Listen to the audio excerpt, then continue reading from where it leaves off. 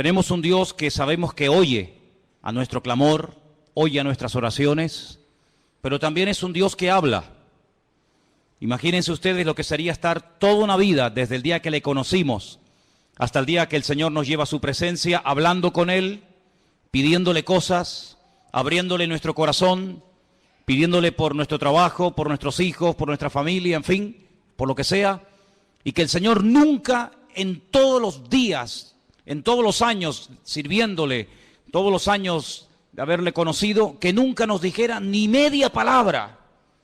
Imagínense lo que sería estar casado con un hombre o con una mujer, que tú le cuentas tus problemas, tus necesidades, cómo te ha ido el día, si has peleado con el jefe de la empresa, si has tenido un problema con el niño, si el niño se cayó, si sacó buenas notas, si aprobó, si estás enfermo o enferma, y que tu cónyuge en todos los años de tu matrimonio, 10, 15, 20, 30 o lo que sea, nunca te dijera absolutamente nada, ni bueno ni malo. Sería una situación tremendamente triste, ¿sí o no? ¿Sí o no? Si quieren, pruébenlo. Estén en los próximos años sin hablarse el uno al otro para que veáis. ¿Sabes que había hace siglos una forma de matar a una persona en las tribus? Matarlo lentamente, torturarlo.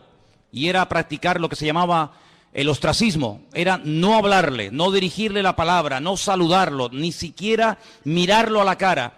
Terminaban muriendo de pena y arrojándose por barrancos, quitándose la vida, al ver que nadie, aunque estuviera rodeado de personas, nadie te dirigía la palabra. Damos gracias al Señor de que nuestro Dios no es así. Nuestro Dios no es sordo, pero nuestro Dios tampoco es mudo. Él habla. Y hay muchos textos a lo largo de la palabra de Dios donde vemos que Dios habla individualmente, colectivamente, durante el día, durante la noche, en momentos de urgencia, en la cárcel, en fin, en muchísimas situaciones, momentos y lugares de la vida. No siempre habla igual. No siempre el que tiene que oír la voz de Dios la oye. La Biblia nos enseña que hay momentos en los que la ceguera, la dureza de corazón, la actitud del hombre es tan mala que aunque el Señor le esté hablando no se entera.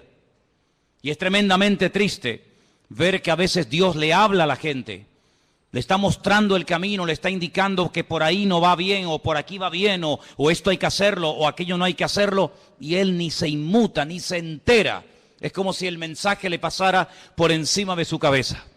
Vamos a ver en esta tarde diferentes formas como Dios nos puede hablar a nosotros, sí, hermanos, en pleno siglo XXI.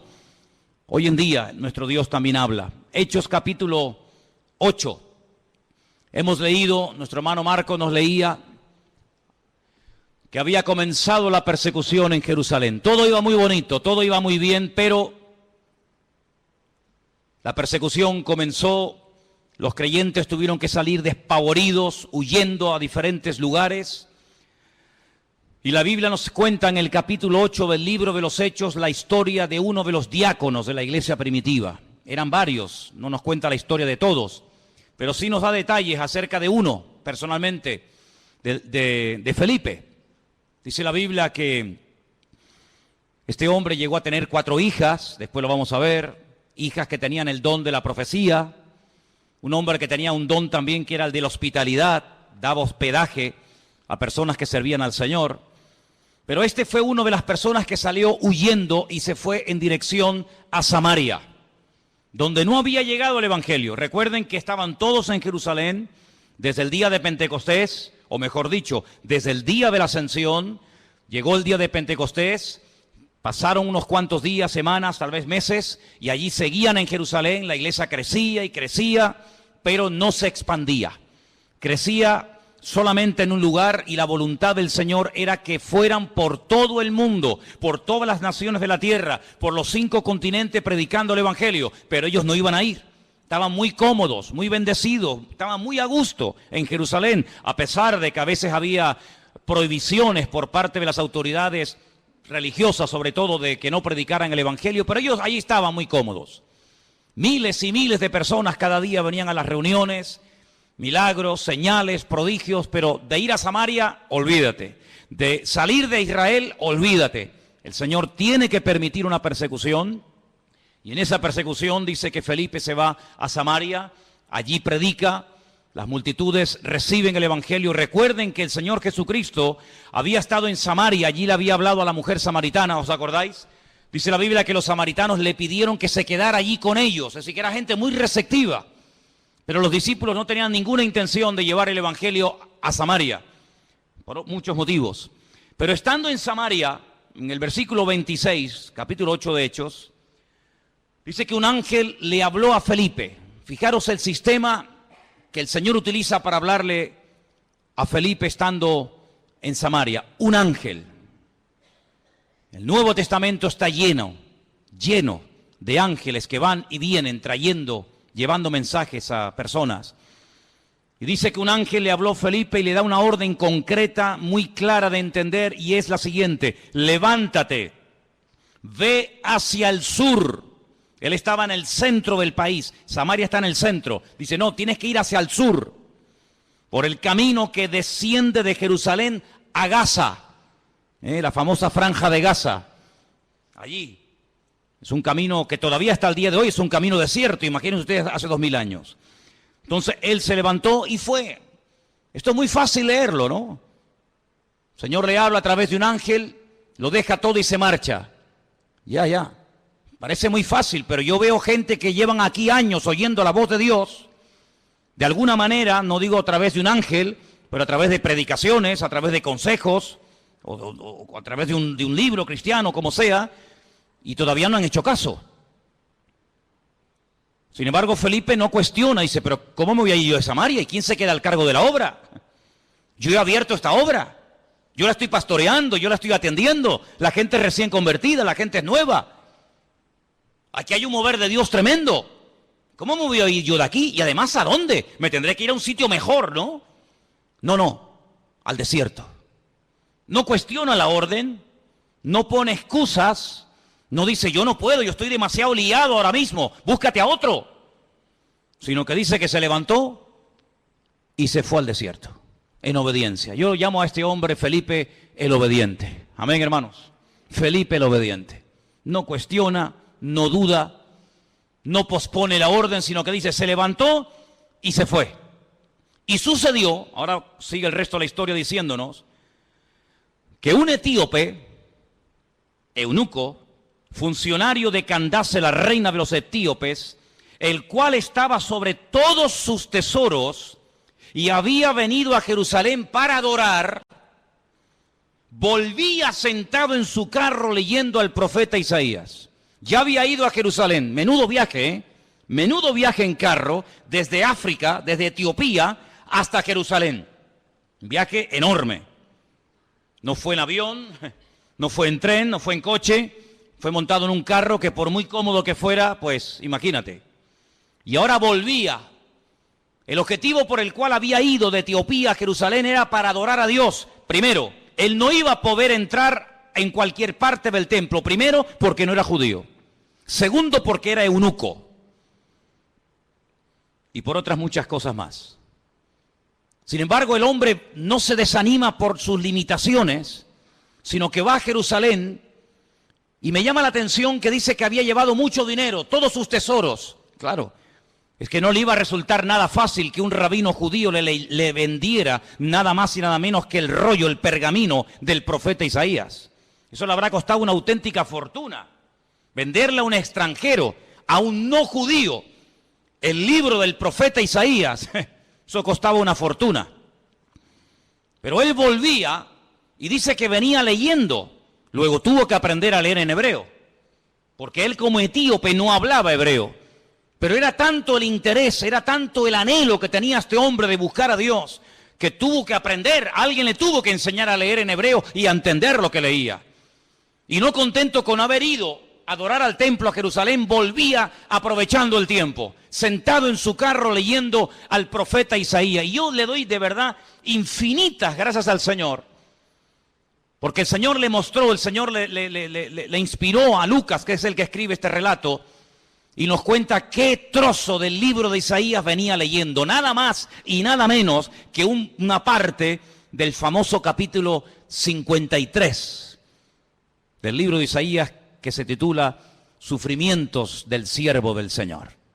Y el pasaje que leía era este, versículo 32.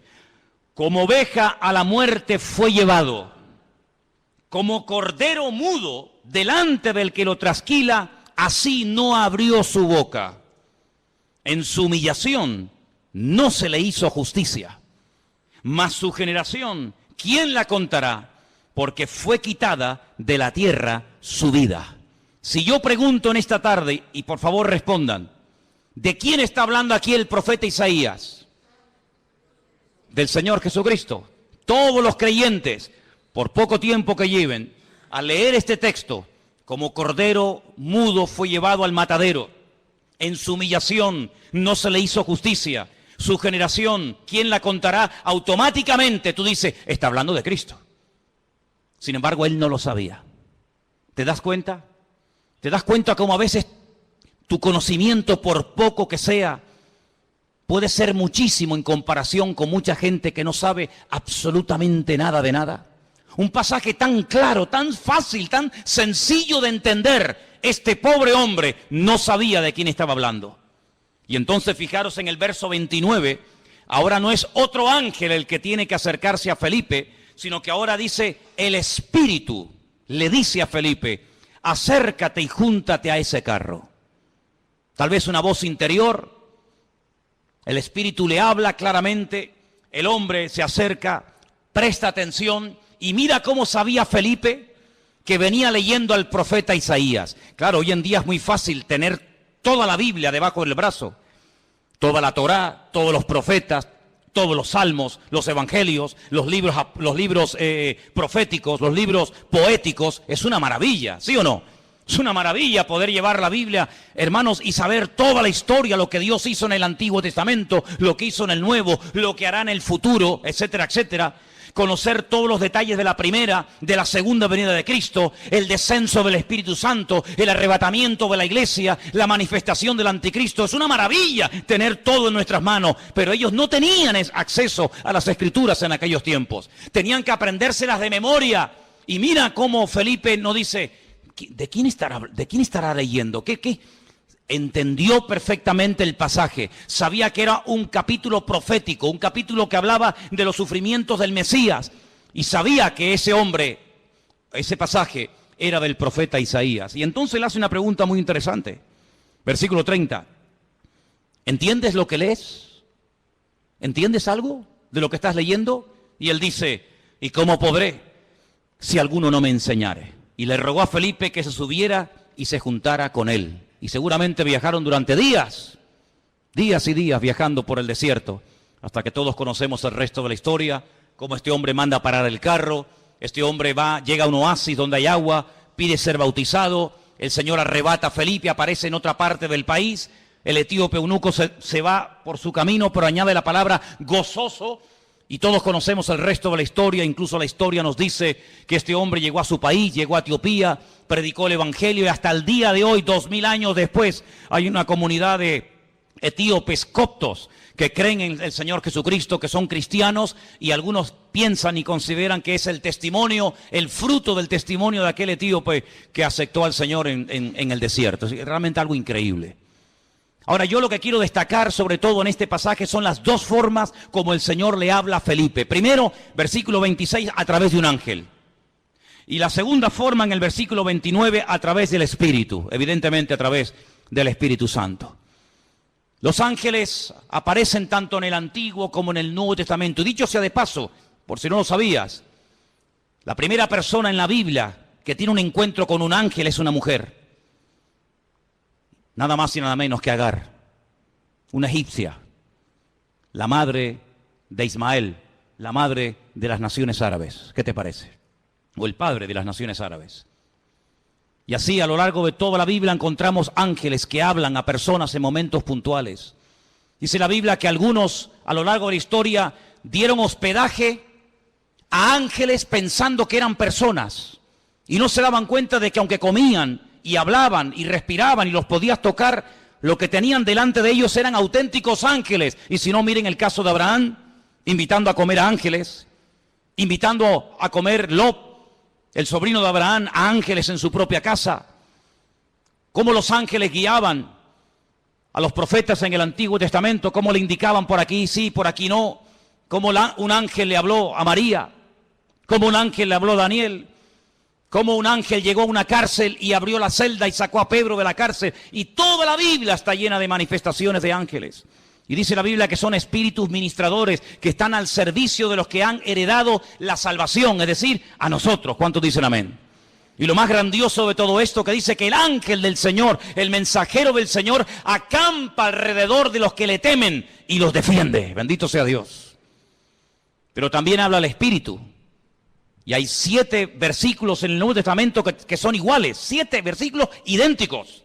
El que tiene oídos para oír, oiga lo que el Espíritu dice a la iglesia.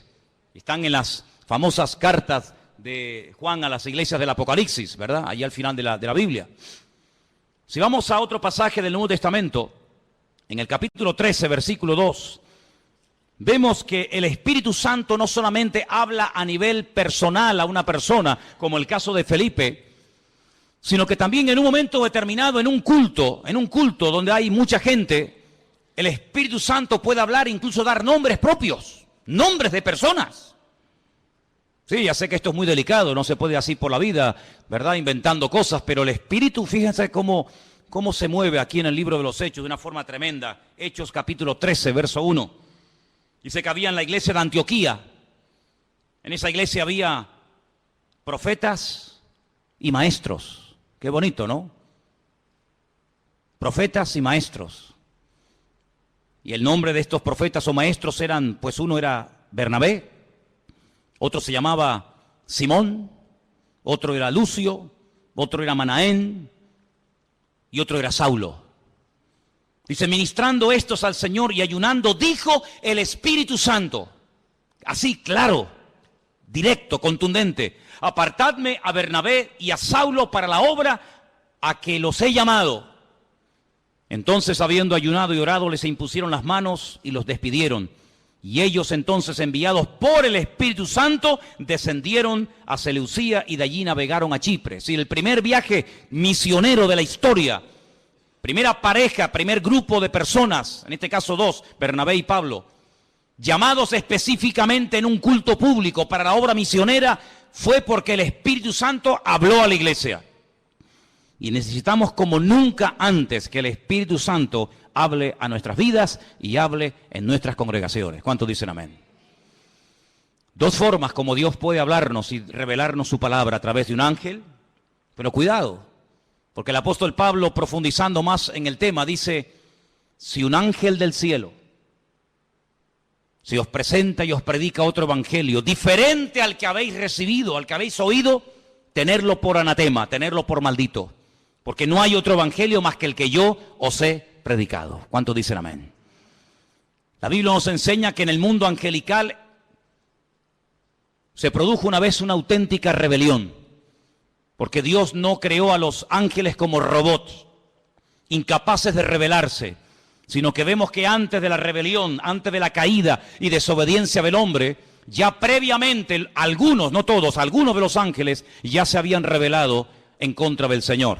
Es un misterio si todavía se pueden seguir rebelando o no, lo dejamos ahí en puntos suspensivos. Pero Dios los creó con la capacidad de rebelarse en contra del mismísimo Creador y en algunos casos lo hicieron. Y por otra parte, el Señor Jesucristo dijo que cuando Él se fuera, Él le rogaría al Padre para que enviara a otro Consolador para que estuviera con su pueblo para siempre. Dice, y Él tomará de lo mío y os lo hará saber. Él os recordará todo lo que yo os he dicho. Él os enseñará lo que ha de venir. Por lo tanto, la iglesia tiene que afinar los oídos para oír la voz del Espíritu Santo hablando a su corazón. ¿Cuántos dicen amén? Pero hay otras formas como Dios puede revelarnos su voluntad. Capítulo 9 de Hechos, un poquito más adelante. Capítulo 9 nos relata la conversión de Pablo. Es el único personaje que en 3 ocasiones diferentes en el mismo libro nos cuenta su testimonio. Capítulo 9, capítulo 22 y capítulo 26. Interesantísimo, ¿eh? Qué conversión tan espectacular tuvo que ser la de este hombre. Qué impacto tan grande produjo la conversión de Saulo, que no se cuenta una vez ni dos, sino tres. 3 ocasiones contando su testimonio en 3 lugares y circunstancias diferentes. En el capítulo 9, cuando el apóstol Pablo está recién, por así decirlo, impactado por el Señor, el versículo 10 dice: había entonces en Damasco un discípulo llamado Ananías, a quien el Señor le dijo en visión. Otra forma, el Señor le dijo en visión. No es algo que se inventó. No es algo que él dice, me parece que no. El Señor le habló claramente a través de una visión y le menciona por nombre. Le dice Ananías. Luego la visión no es para Juan, no es para Pedro, no es para Tomás, es para ti, para Ananías. Y él dice: heme aquí, Señor. Y el Señor le dijo: levántate y ve a la calle que se llama Derecha. Busca en casa de Judas a uno llamado Saulo de Tarso, porque él está allí orando. Sí, las instrucciones que le da el Señor son tremendas. No hay género de duda. No puede ir a cualquier parte. Es a la calle llamada Derecha, a una casa cuyo dueño se llama Judas. Y tiene que orar por un hombre que se llama Saulo, que además ha nacido en una región, en una colonia romana que se llama Tarso, y que está allí orando. Madre mía, como para equivocarte, hijo. Ha visto en visión a un varón llamado Ananías, que entra y le pone la mano encima para que recobre la vista. Ya Pablo sabía que el que iba a orar por él, el que le iba a ministrar, se llamaba Ananías. Es interesante esto, ¿eh? Podríamos hablar mucho acerca de cómo incluso el que va a recibir oración ya sabe quién va a ir a orar, a imponerle las manos para que recobre la vista. Así que fue una visión lo que el Señor le permite tener a Ananías.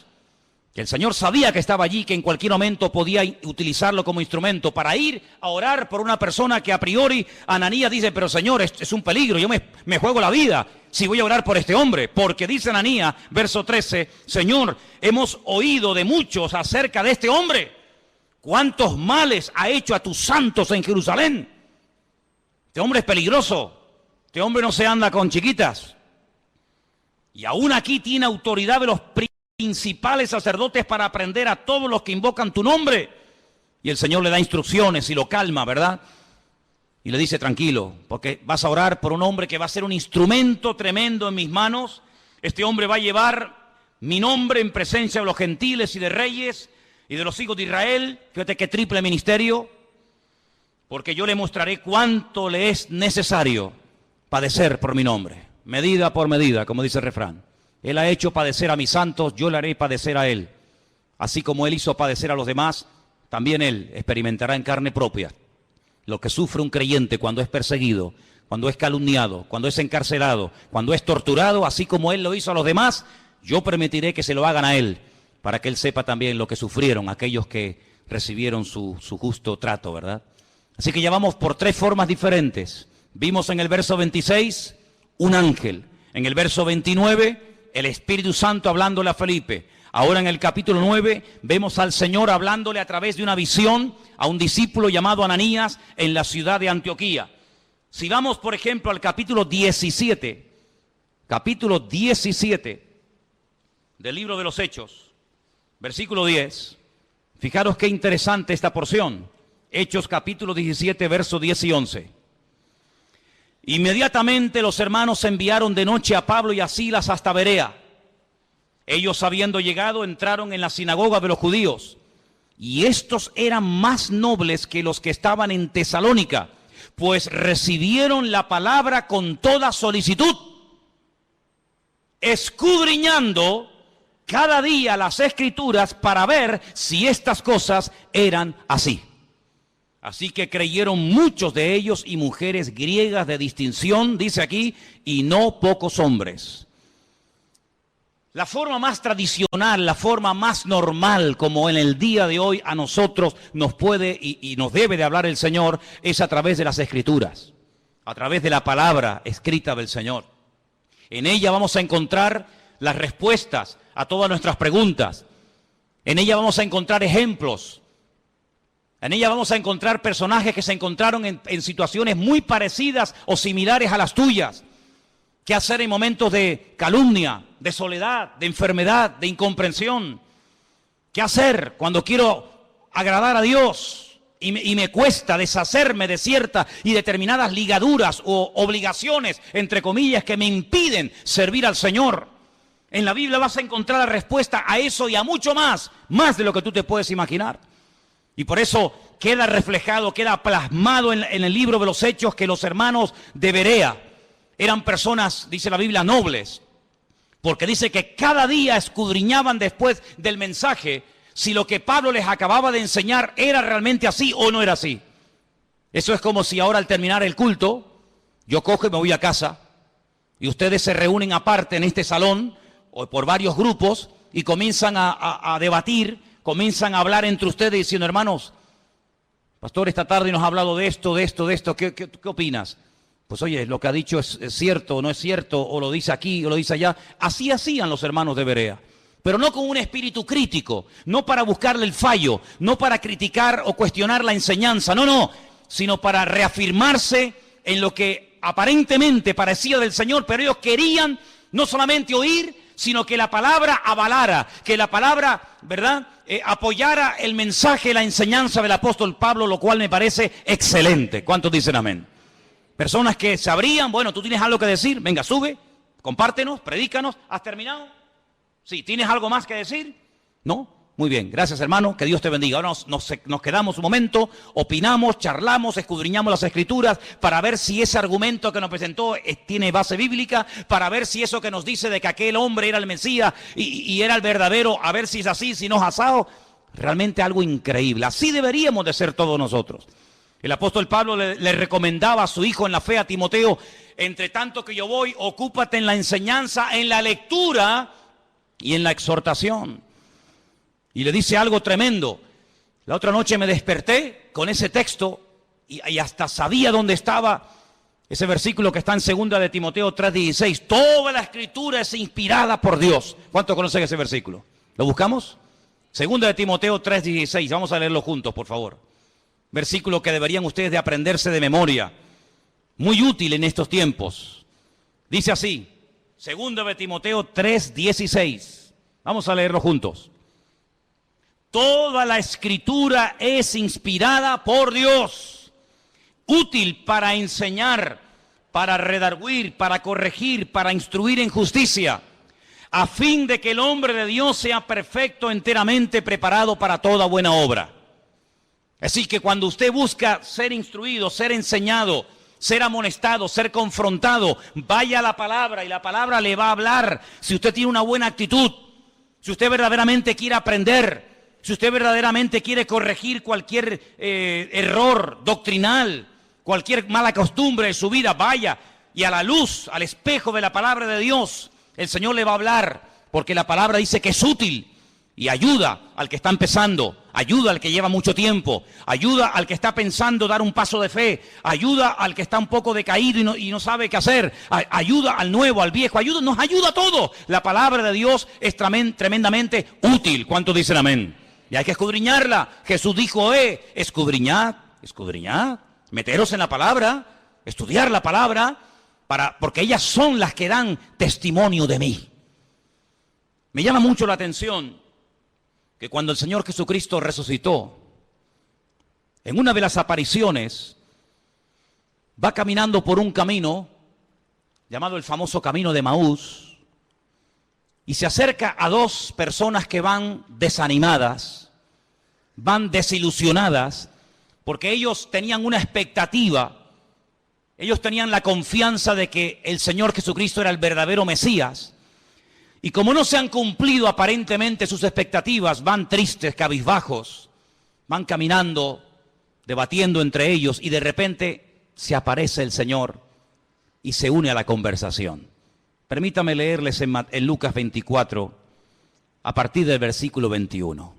Presten atención porque de verdad que es una porción tan interesante, tan edificante. ¿Qué hizo el Señor para levantar el ánimo? ¿Qué hizo el Señor para quitar la tristeza, la desilusión de los corazones de estos dos hombres sinceros que esperaban algo que aparentemente no se cumplió? Veamos. Lucas 24, versículo 21. Nosotros esperábamos que Él era el que había de redimir a Israel.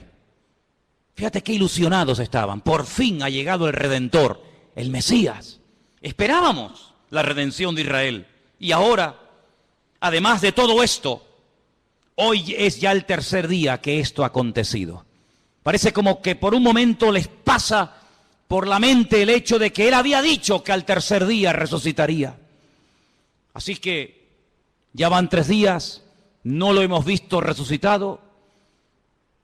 No se cumplió la expectativa que teníamos en él de que redimiría a Israel de la opresión del yugo romano.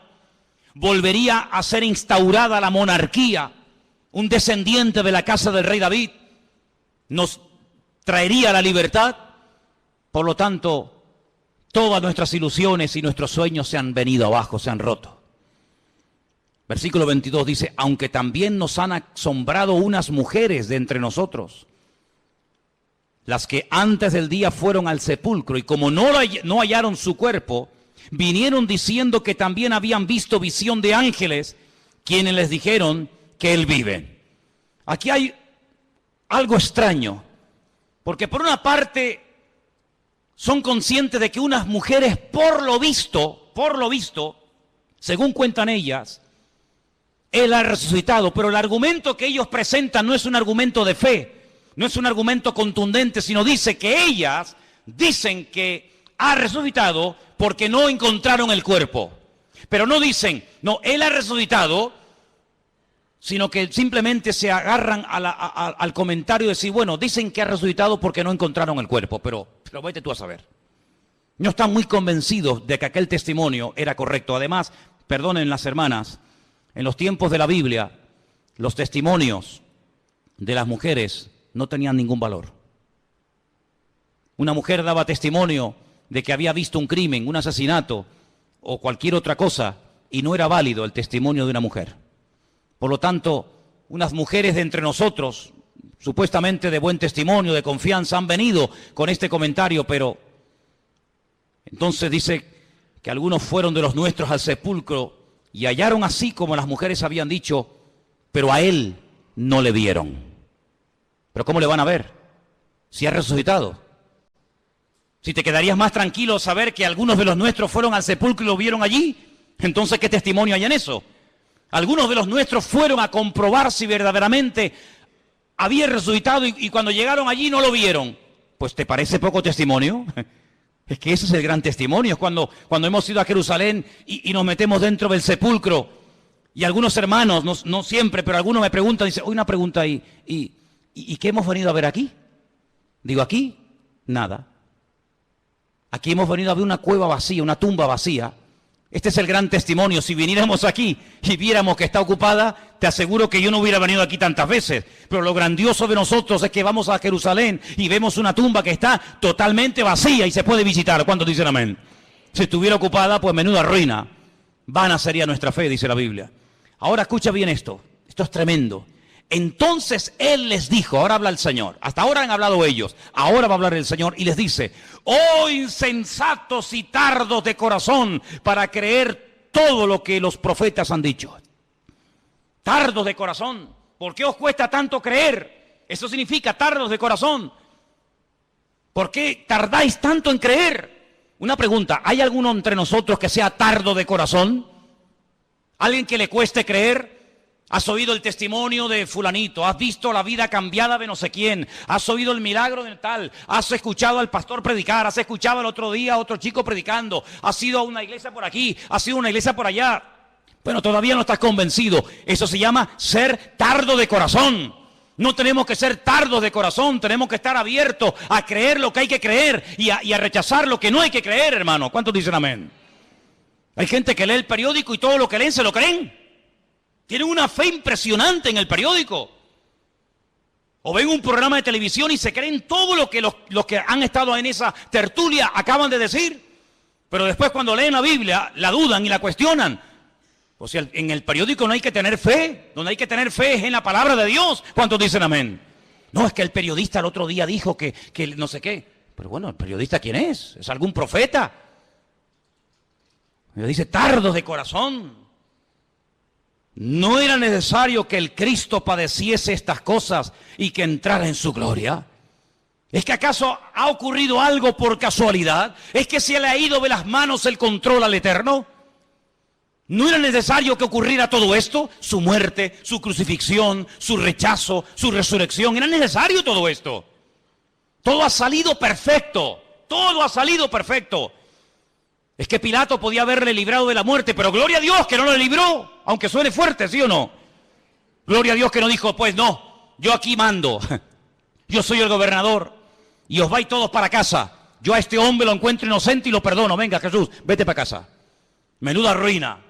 Yo doy gloria a Dios que Pilato, a pesar de que sabía que era un hombre justo e inocente, lo mandó a crucificar. ¿Tú no? Yo me alegro muchísimo de que nada ni nadie pudo librar de la muerte al Señor. Nada ni nadie. Yo le doy gracias al Señor de que aguantó la tentación de no bajarse de la cruz cuando le decían, si eres el Hijo de Dios, bájate y demuéstralo.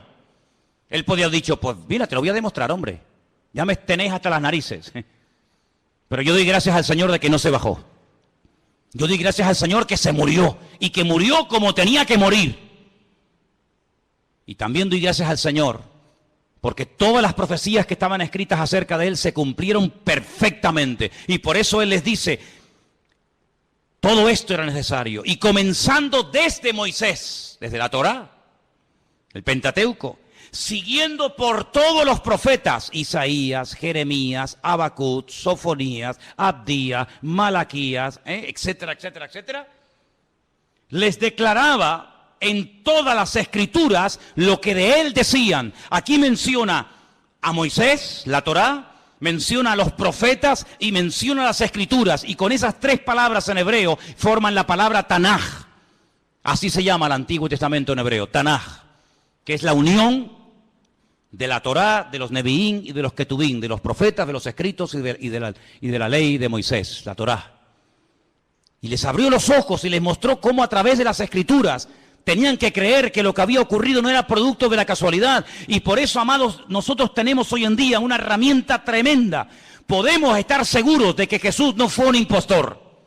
Podemos estar plenamente convencidos de que el Nuevo Testamento no es una historia inventada, de que Jesús no es un mito, un personaje histórico, pero que a la hora de la verdad no existió. Nosotros podemos tener la completa seguridad de que la palabra que tenemos en nuestra mano no ha sido ni tergiversada, no se la ha quitado, no se la ha añadido, es una palabra perfecta. Y el cielo y la tierra podrán pasar, pero su palabra permanecerá por toda la eternidad. La palabra de Dios es la fuente de nuestra fe, es la base, el fundamento de nuestra creencia. Las profecías se cumplieron todas, no faltó ni una por cumplirse. Y no eran producto de la casualidad, sino que todo estaba bajo el control del Señor. Y hoy en día les digo, hermano, que ese Dios que controló la primera venida de Cristo, tiene todo bajo su control y todo lo que está ocurriendo porque Dios así lo está permitiendo. ¿Cuántos dicen amén? Porque ni una hoja de un árbol se cae sin permiso del Señor. Y cuando el Señor esté a punto de venir, y cuando tenga que manifestarse el anticristo, y cuando vengan los dos testigos, y cuando venga la señal de la bestia, y todo eso que hemos estudiado durante años, todo ocurrirá como tiene que ocurrir, porque la palabra de Dios es viva, es eficaz, y es verdadera, y es perfecta, y no se equivoca, y tenemos en nuestra mano el mejor regalo del mundo, la salvación y la palabra del Señor. ¿Cuántos dicen amén? Gloria a Dios por la palabra de Dios. Gloria a Dios, hermanos. Pues léanla, estúdienla, escudriñenla.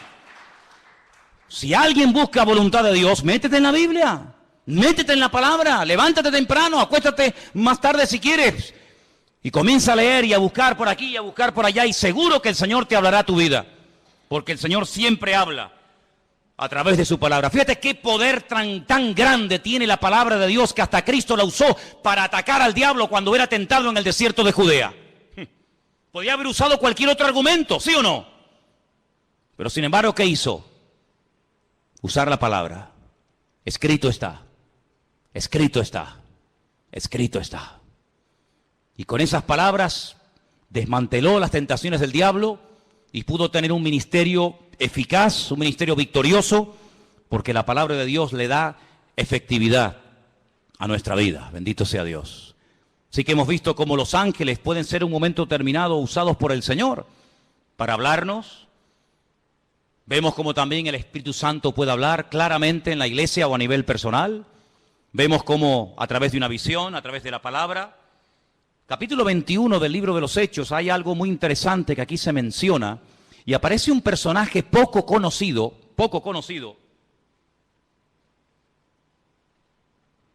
pero que trae un mensaje muy interesante.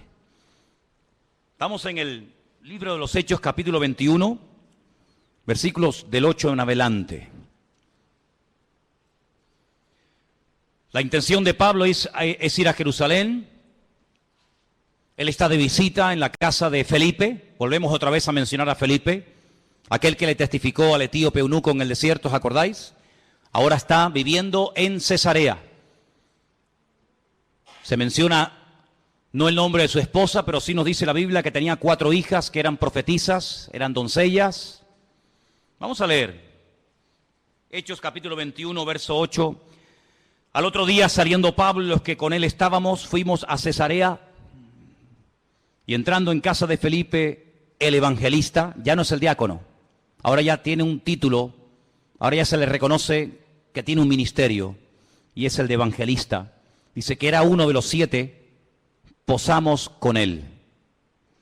Este tenía 4 hijas doncellas que profetizaban. Qué bonito, ¿no? 4 hijas doncellas que profetizaban. Pero a Pablo no le dijeron nada. Es interesante, ¿eh? 4 hijas doncellas que profetizaban, pero a Pablo no le comunicaron absolutamente nada. Tiene que venir un varón, versículo 10, permaneciendo nosotros allí algunos días, descendió de Judea un profeta llamado Agabo. No hay ningún libro en la Biblia, libro del profeta Agabo, pero era un profeta, eso lo dice la Biblia. Y dice que vino a vernos, tomó el cinturón, el cinto de Pablo, se ató los pies y las manos y dijo, esto dice el Espíritu Santo. Agárrate. Así atarán los judíos en Jerusalén al varón de quien es este cinto y le entregarán en manos de los gentiles. Tremendo, ¿eh? Si el Señor le está advirtiendo, no prohibiendo, que es muy diferente, ¿eh? Una cosa es que Dios te advierta de un peligro y otra cosa es que Dios te prohíba hacer o decir o ir a un determinado lugar. Aquí el Señor no le está prohibiendo a Pablo nada, sino le está advirtiendo, esto es lo que te va a pasar si subes a Jerusalén. Es como cuando David consultaba con el Señor, tomando el efod, dice la Biblia, consultaba palabra del Señor y decía, Señor, por esta gente que yo he dado tanto, esta ciudad que yo liberé, esta ciudad por la que yo di mi vida, y mis soldados se jugaron la vida para liberarla, si yo me quedo aquí y vienen a reclamarme mi vida, ¿los habitantes de esta ciudad me entregarán sí o no? Y le dice el Señor, sí te entregarán, seguro, no te quepa la menor duda. ¿Qué hace David? Sabiendo que si se queda en la ciudad, le van a entregar, David coge y se marcha. Tenía las 2 opciones, era algo futurible, algo que podía ocurrir. Depende de la actitud del que recibiera el mensaje. Si te quedas, te entregan. Si te vas, no pasa nada. En este caso, Agabo, este profeta que viene de Judea, le dice al apóstol Pablo, mira, así como yo me estoy amarrando con tu cinturón, es un mensaje objetivo para que lo entiendas, así como me están amarrando con tu cinturón, así te van a amarrar a ti como subas a Jerusalén. ¿Qué hace Pablo? Sigamos leyendo. Versículo 12. Al oír esto, le rogamos nosotros y los de aquel lugar que no subiese a Jerusalén. Entonces Pablo respondió, y miren lo que dice, ¿qué hacéis llorando y quebrantándome el corazón? Porque yo estoy dispuesto no solo a ser atado, mas aún a morir en Jerusalén por el nombre del Señor Jesús. Tremendo, ¿eh? Como no le pudimos persuadir, desistimos diciendo, hágase la voluntad del Señor. A veces le decimos a una persona, no hagas esto, no hagas tal, no hagas cual.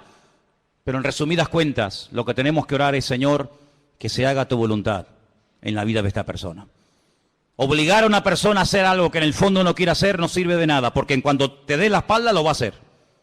Señor, yo ya le he hablado, Señor, yo ya le he dicho lo que hay, lo que le puede pasar, pero que se haga tu voluntad, porque yo no soy Dios. Haz tú la obra en este hombre o en esta persona. ¿Cuántos dicen amén? Tú sabes lo que te va a pasar. Te van a atar, te van a meter mano, lo vas a pasar mal.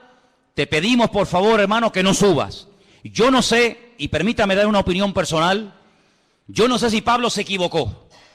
Yo no sé si Pablo tenía que haber sido más precavido y podía haber dicho, bueno, pues, ¿qué necesidad tengo yo de subir a Jerusalén?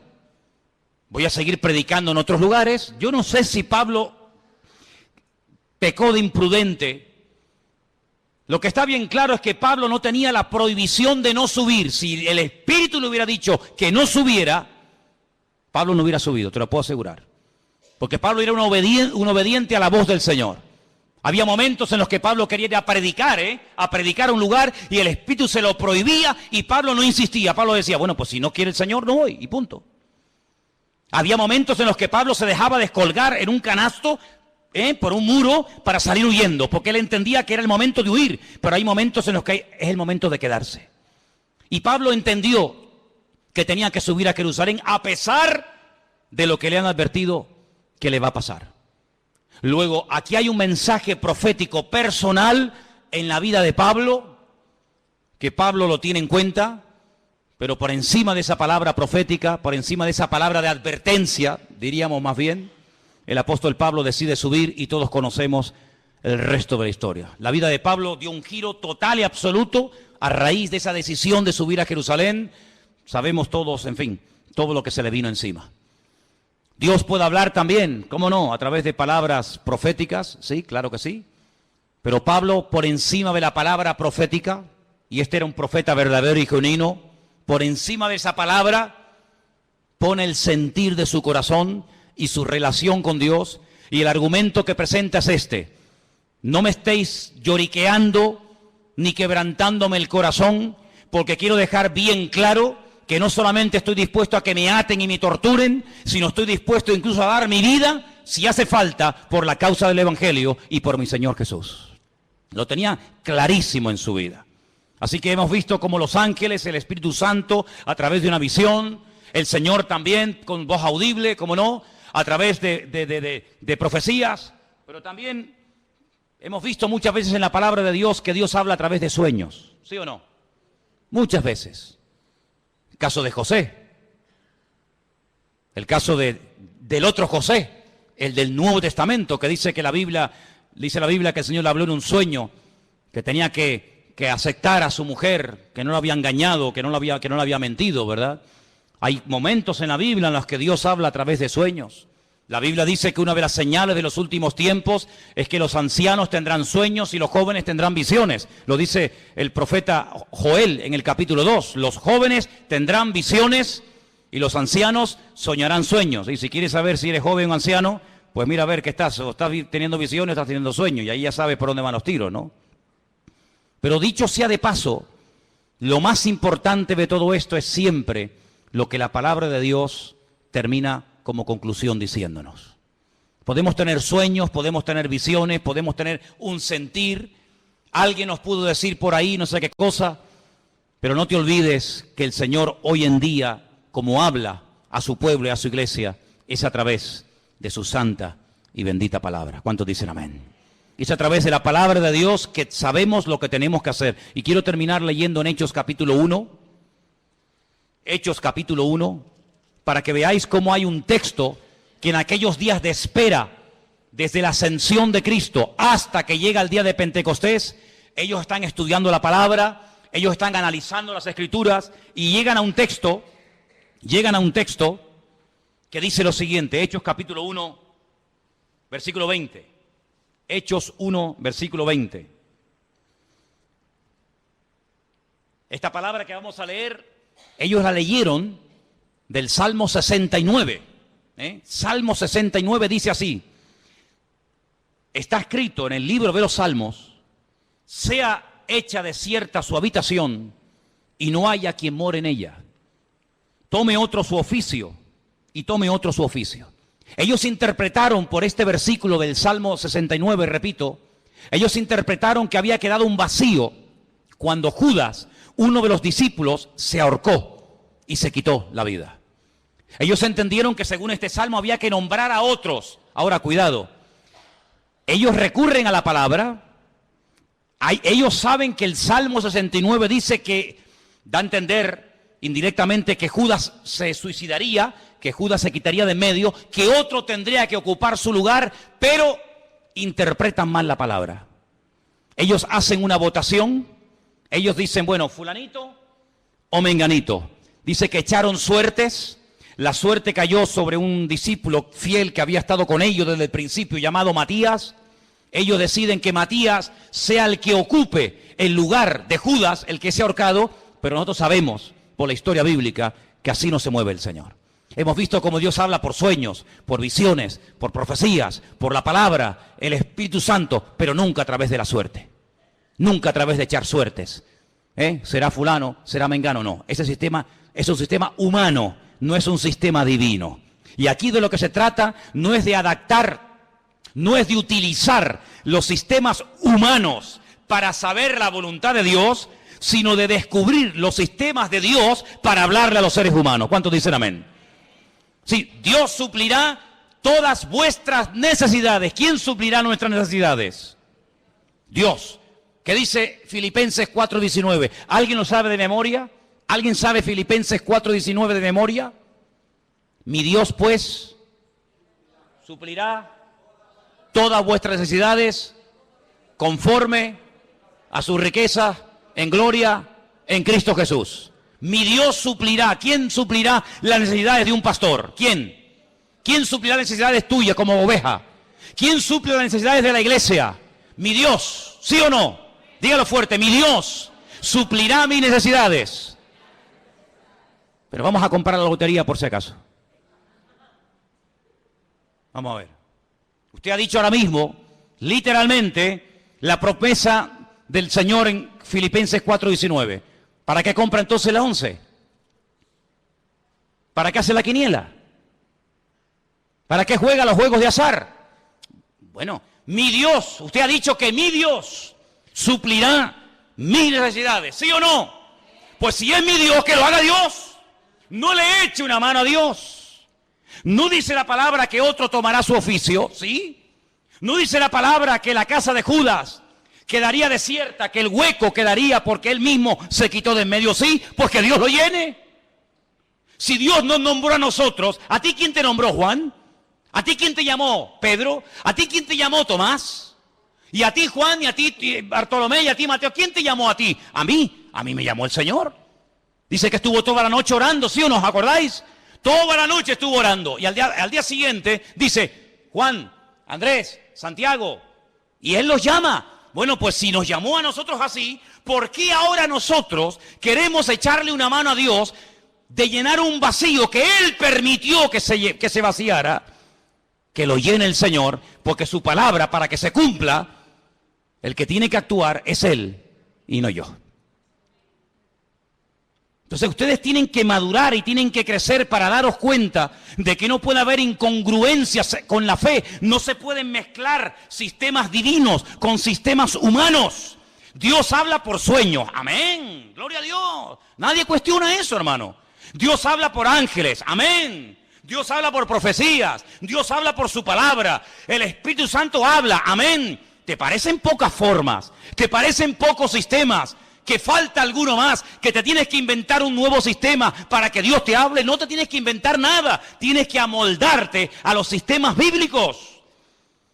¿Estás buscando la voluntad de Dios? Gloria a Dios, me parece estupendo. Pero no es Tim Marín de Dos Pingües, Cucaramaca, Titirifue. No, no es eso. Señor, háblame más nuevo que no tiene nada que ver con el sistema de Dios. Cuando Dios quiso llamar a Abraham, ¿a quién llamó? ¿A quién llamó? Abraham. Cuando el Señor quiso utilizar a David para que fuera el segundo rey de Israel, le dijo a Samuel, vete a la casa de Isaí, son 8 hermanos, ponga en una bolsa los 8 nombres y venga, vete sacando. No, este no es, este sí es. No, porque para ti es difícil saber entre 8 cuál es el verdadero, pero para mí no. ¿Amén? ¿Cuál será? ¿Será este? ¿Será el otro? El Señor sabía cómo se iba a llamar el segundo rey de Israel, ¿sí o no? Pues vete y unge a David. Y a ese fue el que ungió el Señor. El Señor sabe dónde vives. El Señor sabe cómo te llamas. El Señor sabe qué número de zapato tienes. Tu DNI lo conoce el Señor, tu ADN, tu grupo sanguíneo. Lo conoce absolutamente todo. Dice que nuestro embrión nuestros ojos vieron al Señor. Por lo tanto, amados hermanos, no tengamos temor de que no vas a saber qué hacer en la vida. Porque el que busca halla, el que llama se le abrirá y el que pide recibe, dice la palabra. Lo que hay es que buscarle de corazón, lo que hay es que buscarle de verdad. Pero ahora te digo lo siguiente. Si tú lo buscas de verdad, si tú le pides, Señor, háblame, si tú le pides, Señor, guíame, si tú le pides, Señor, úsame, si tú le dices, Señor, cuenta conmigo, cuidado, porque Dios te va a tomar la palabra. Y cuando Dios te hable, ya no tienes excusa. Cuando Dios te diga, sí, úsame, pues venga, ahora la obra. Ay, pero espera, no. Tú me dijiste que te usara y yo te quiero usar y tú me estás poniendo pegas. Ahora no, mañana y espérate que no sé qué y espérate que no sé cuánto. No hagas un plan paralelo. Tú tienes que adaptarte al plan y al diseño y al propósito de Dios para tu vida y no tener tú un plan paralelo y de vez en cuando te metes en el plan de Dios y de vez en cuando quieras que Él se meta en el tuyo. No, hay solamente una línea y es la línea que Dios te marca, no la que tú te estás inventando a tu manera. El Señor dice en mismo precio a pagar. Sinceridad, perseverancia, constancia, y el Señor es galardonador de los que le buscan. Si tú estás buscando palabra de Dios para tu familia, para tu matrimonio, para tus estudios, para tu presente o para tu futuro, si estás buscando palabra de Dios, no que Dios te bendiga tus planes, porque Dios no tiene ninguna obligación de bendecir tus proyectos, Eso es lo que a lo mejor alguien te enseñó, pero yo no te lo enseñaré nunca. Dios no tiene ninguna obligación de avalar y de apoyar tus negocios, tus proyectos, tus ideas, tus planes, tus anhelos y tus sueños de la vida. No, te equivocas. Dios bendice lo que es de Él, lo que Él manda que se haga, lo que Él manda que se ejecute. Eso es lo que Él bendice y prospera y respalda y sostiene. Lo demás no tiene nada que ver con sus sueños. Cierra tus ojos en esta tarde, allí donde estás. Yo te he enseñado. Dios habla a través de ángeles, Dios habla a través de su Espíritu Santo, Dios habla a través de visiones, el Señor habla con voz audible, personalmente, a través de su bendita palabra, a través de palabra profética, a través de sueños. Mira, 1, 2, 3, 4, 5, 6, 7 formas diferentes. 7 formas diferentes. Qué curioso, Toda la música que existe, toda la ópera, toda la música que existe, cualquier estilo que sea, está basado en 7 notas. Con 7 notas principales, de ahí se ha hecho toda la música. Con las poquitas letras de nuestro abecedario, de nuestro alfabeto, se ha escrito todos los libros y toda la poesía y toda la literatura que está escrita en nuestro idioma. No falta nada, no falta ni una sola letra, no falta nada ni sobra nada, todo está perfecto. Con estas 7 formas que te he mostrado esta tarde es más que suficiente para que tú, hermano y hermana, conozcas la voluntad de Dios para tu vida. El problema no está en los sistemas de Dios, el problema está en los receptores que a veces hacen caso omiso a como Dios está hablando. Pero en esta tarde, Señor, te doy gracias porque tú hablas a través de sueños y de visiones. Te doy gracias porque hablas a través de, Señor, tus siervos que predican tu palabra. Te doy gracias, Señor, porque hablas a través de tu Espíritu Santo y envía a tu pueblo. Y tú también directamente hablas a nuestras vidas, mi Dios. Te doy gracias, Señor, porque tú hablas de tantas y tantas formas y maneras. Ayúdanos a obedecerte, Jesús. Ayúdanos a someternos a tu voz y poder decirte, habla que tu siervo oye. Señor, habla durante la noche, Habla durante los sueños y el descanso. Habla de día. Habla al joven y al niño. Habla al casado y a la soltera, Señor. Pero no pares de hablar a tu iglesia, Dios. Habla, Señor. Habla, Señor. Quita la cera de nuestros oídos, Señor. Quita los tapones de nuestros oídos, para que podamos discernir la voz, el silbo apacible de nuestro Dios en medio de la tormenta de la vida. Habla, Señor. Habla, Señor. Sopla, Espíritu Santo, sobre tu pueblo en esta tarde, Dios mío. Renueva, Señor, el anhelo de agradarte, de servirte. Habrá algo más glorioso que servirte a ti. Habrá algo más maravilloso que dedicarte la vida a ti. Bendito sea el nombre del Señor. Bendito sea el nombre del Señor. Los cielos y la tierra están llenas de tu gloria, Señor. Alabado sea, Señor. Si estás buscando la voluntad de Dios para tu vida, si estás buscando servir al Señor de alguna manera, abre tu corazón. El más interesado en que le oigas es Él. El más interesado en que hagas su voluntad es Él.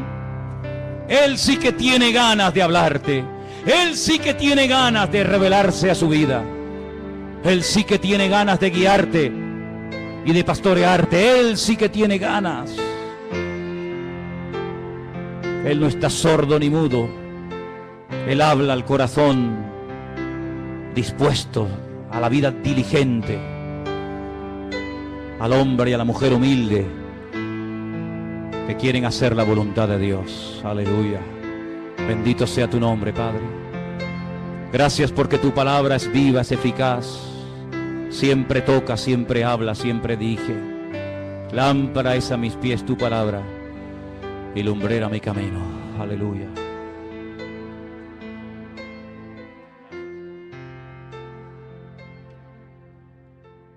Bendito sea tu nombre.